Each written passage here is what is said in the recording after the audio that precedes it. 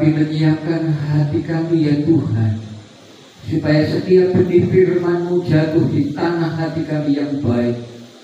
Firman itu akan bertumbuh, firman itu akan berbuah, dan nama Tuhan dipermuliakan dari setiap kehidupan kami. Hamba-Mu yang tidak ada apa-apanya, Tuhan Yesus, Engkau mengurapi, memakai hamba-Mu untuk menjadi saluran berkat dalam penyampaian firman Tuhan malam hari ini.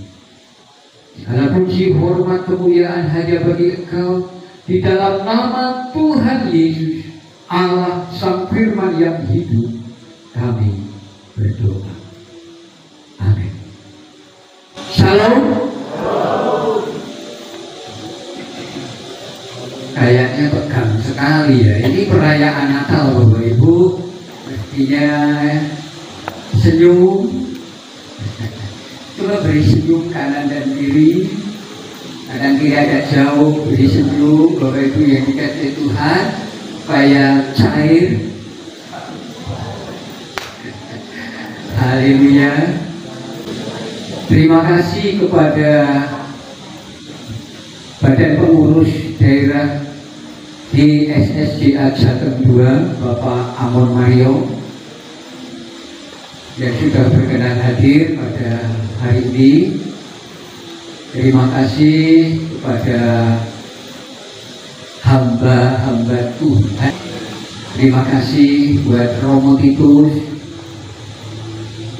Rasanya ayam kita yang muda-muda ini ditunggui sama yang sepuh. Maksudnya muda dibanding dengan yang tua. Bapak Ibu yang dikasihi Tuhan, terima kasih buat papanya Helen yang sudah melayani untuk mengiringi pada malam hari ini.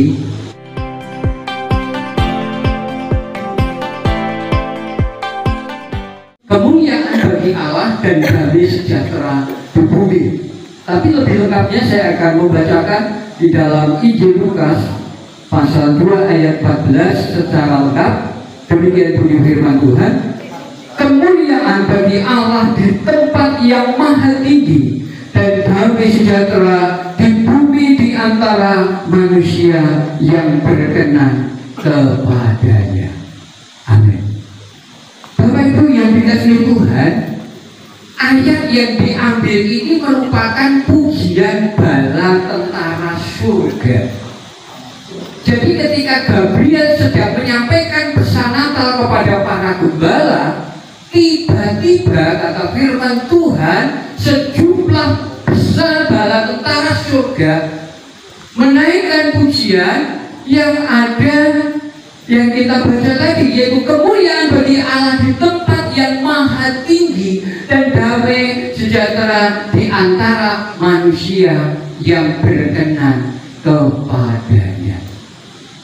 Bapak Ibu yang dikasihi Tuhan, hal yang membuat iblis gak suka adalah ketika manusia hidup di dalam kedamaian.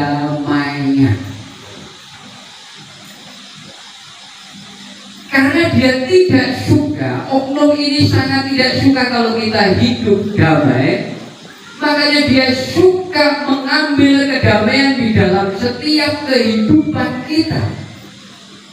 Di dalam kitab Roma 3 ayat 23 dikatakan, karena semua orang telah berbuat dosa dan telah kehilangan kemuliaan Allah. Ketika manusia kehilangan kemuliaan Allah, maka pada saat itu juga damai sejahtera yang daripada Allah itu meninggalkan manusia. Manusia harus berjuang begitu berat untuk mendapatkan damai sejahtera. Tetapi di dalam ayat yang ke-24 dari Roma 3 dikatakan, dan oleh kasih karunia telah dibenarkan dengan cuma-cuma karena penebusan dalam Kristus Yesus. Alkitab mengatakan, dan oleh kasih karunia telah dibenarkan. Sebetulnya semua manusia telah berdosa, semua manusia salah, tetapi oleh kasih karunia kita dibenarkan. Jadi kalau dalam pengakuan iman dikatakan aku percaya kepada gereja yang kudus, itu jangan berpikir oh gereja isinya orang-orang kudus. Kalau gereja isinya orang-orang kudus, tidak mungkin ada orang yang kecewa karena sesuatu yang ada di gereja. Ya, karena gereja isinya manusia biasa. Ada yang baik, ada yang baik banget, ada yang biasa-biasa saja, ada yang jengkelin. Itu enggak ya. Berarti baik-baik semua. Baik dia dikasih Tuhan, dan kita oleh kasih karunia dibenarkan. Kalau dibenarkan, saya ini guru, ya. Kalau saya kasih pertanyaan, lalu jawabannya sebetulnya tidak benar. Tetapi kalau soal itu saya anggap tidak benar, maka anak-anak tidak mencapai KKN.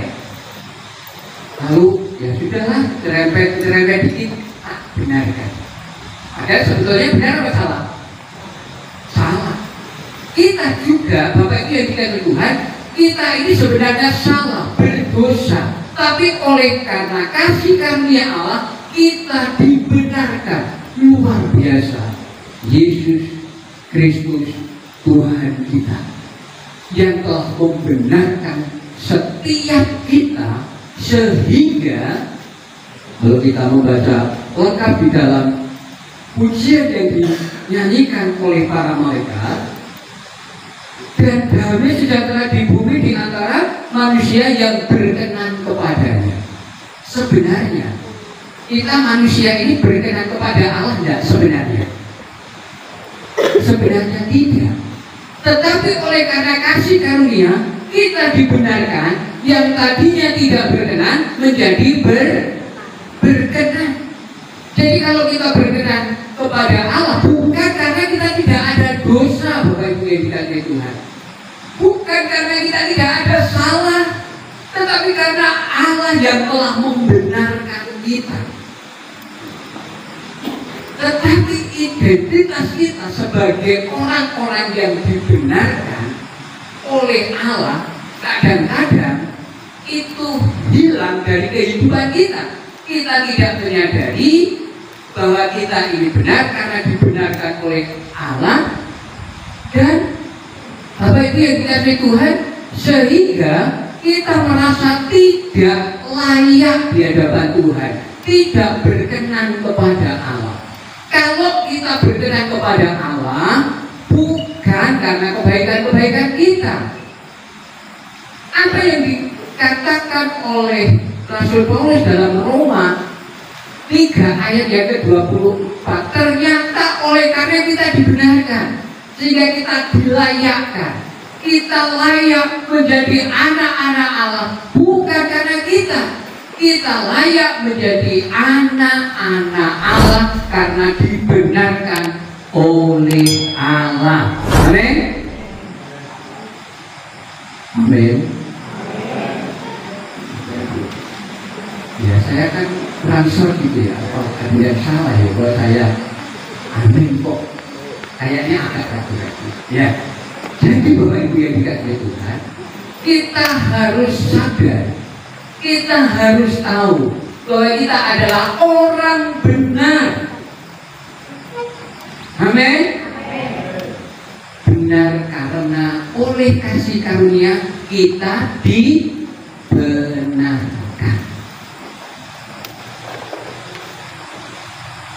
Saya tadi mengatakan bahwa ada satu pribadi, satu oknum yang tidak suka kalau kita hidup di dalam damai. Ada seorang ibu yang selalu kehilangan uangnya yang warna biru. Berapa warna biru? Oh, semua ya.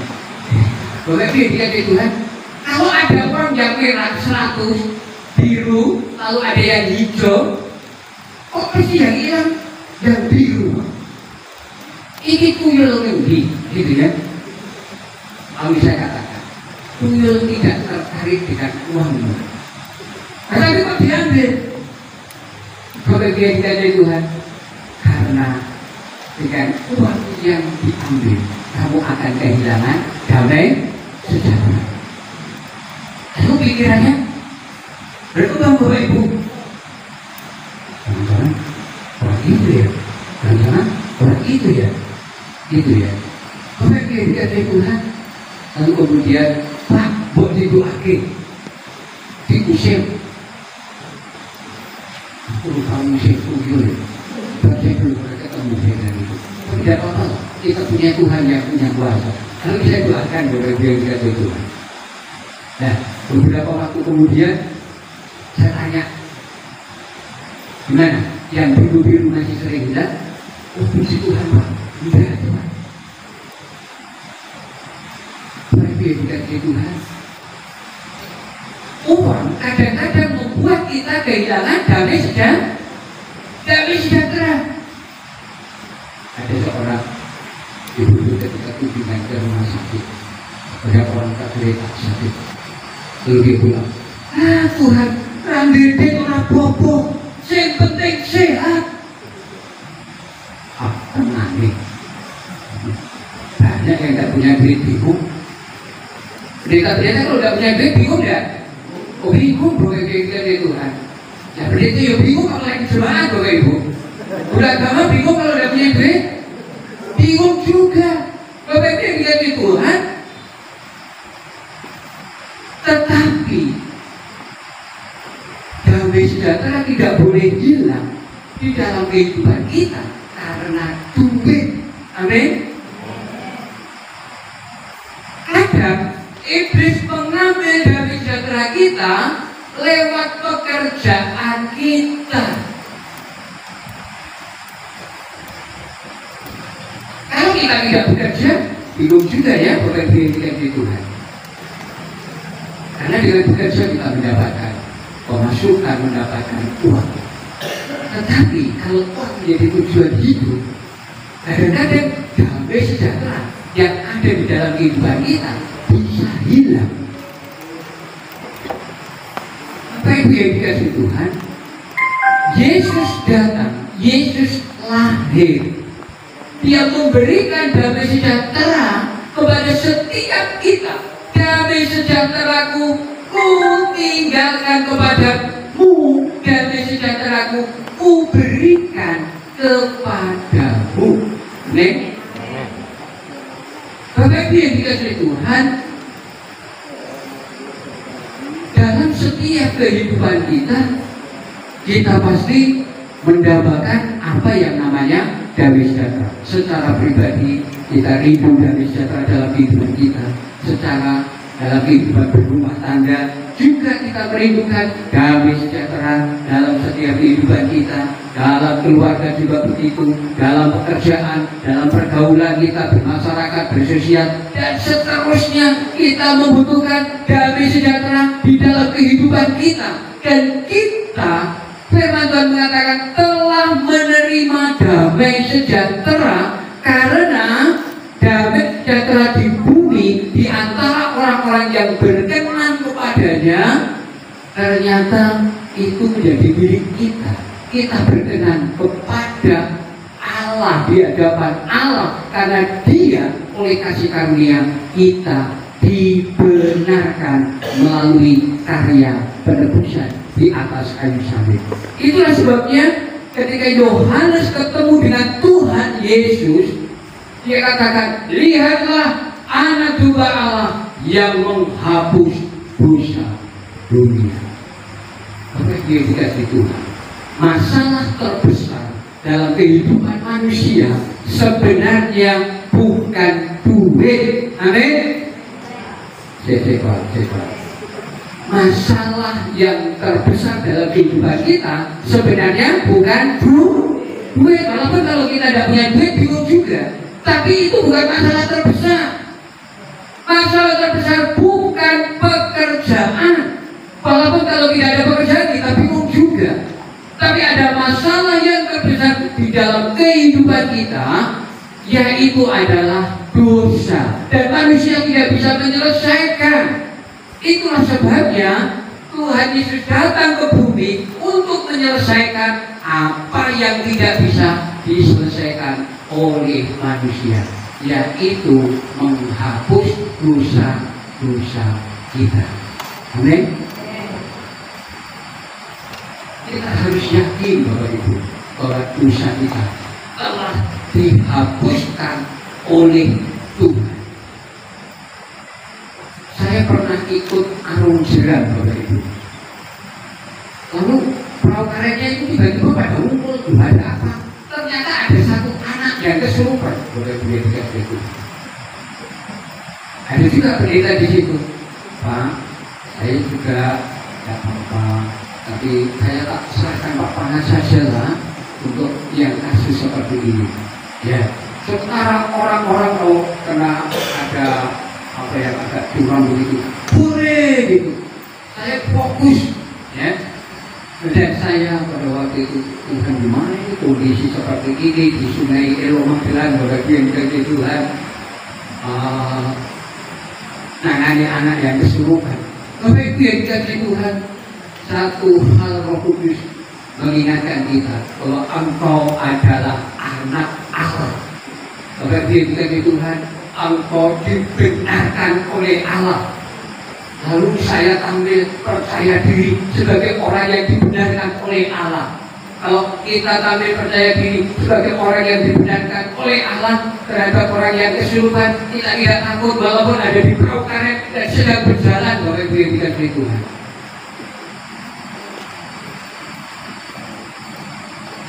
lalu kemudian ada anak indigo. Anak indigo dia bisa lihat, katanya itu anak kecil yang gangguin dia. Jadi sepanjang itu sangat mengganggu saya dalam perjalanan di perahu karet. Bapak Ibu yang lihat, sempat hampir damai sejahtera saya hilang karena anak yang agak indigo ini dia katakan, "Dek, orang ganggu yo, sakit mbak, ayo tulan diri yo, dek," gitu ya. Dia ngomong dengan yang nyurutin itu misalnya. Lalu kemudian saya terus berdoa menyembah Tuhan, kadang-kadang kena air ini juga, juga Tuhan berkabung. Tetapi ketika Tuhan mengatakan bahwa kamu adalah anak Allah, Bapak Ibu yang juga di Tuhan, berarti kalau anak Allah kita punya kuasa untuk mengusir itu. Lalu sepanjang ya karena tadi Bapak Ibu dengan anak yang katanya lihat tadi, udah berhenti terus di tunggu yo, bulan diri yo, orang ganggu bayi yo, Bapak Ibu yang kita Tuhan. Saya hampir jengkel. Nah kalau saya jengkel, usir setan, setannya ketawa. Jengkel kok usir aku kan gitu ya Bapak Ibu kira-kira. Tuhan ampuni saya, Tuhan ampuni saya. Kemudian saya perintahkan untuk pergi. Sebagai orang yang sudah dibenarkan, Bapak Ibu yang dikasihi Tuhan, lalu akhirnya anak itu sadar. Setelah sadar kemudian tidak lama minum degan, tambah seger Bapak Ibu. Saya juga tambah seger. Bapak Ibu yang dikasihi Tuhan, hampir saya kehilangan damai sejahtera dengan gangguan itu. Bapak Ibu yang dikasihi Tuhan, damai sejahtera akan terus dibocah oleh si jahat dalam kehidupan kita. Kadang-kadang lewat perkara-perkara yang kecil. Saya sama istri usianya itu sudah hampir 60 Bapak Ibu yang dikasihi Tuhan. Hampir 60. Ya. Kadang-kadang saya ngomong apa dia tidak dengar, dia ngomong apa saya juga tidak dengar Bapak Ibu yang dikasihi Tuhan. Kalau mau kencang-kencangan kita kehilangan damai sejahtera. Betul? Ada pernah punya pengalaman seperti itu?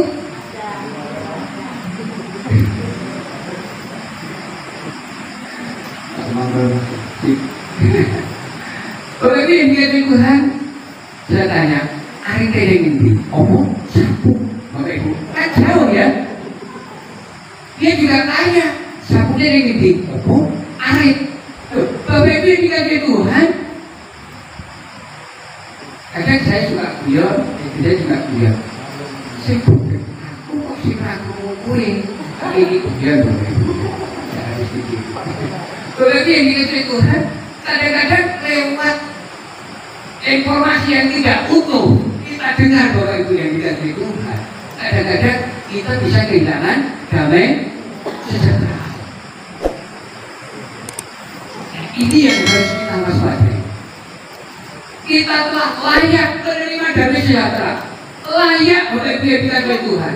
Jangan melihat masa lalumu dengan dosa dan kekuranganmu, tetapi lihatlah Allah yang penuh kasih yang telah mengangkat kita menjadi anak-anak Allah. Kita dilayakkan oleh kasih karunia.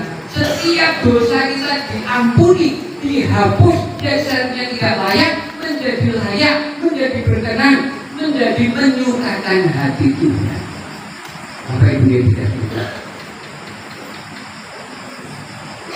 yang perlu kita waspadai adalah bahwa si jahat selalu tidak suka kalau kita ada dalam keadaan baik-baik saja, ada dalam keadaan damai, ada dalam keadaan rukun.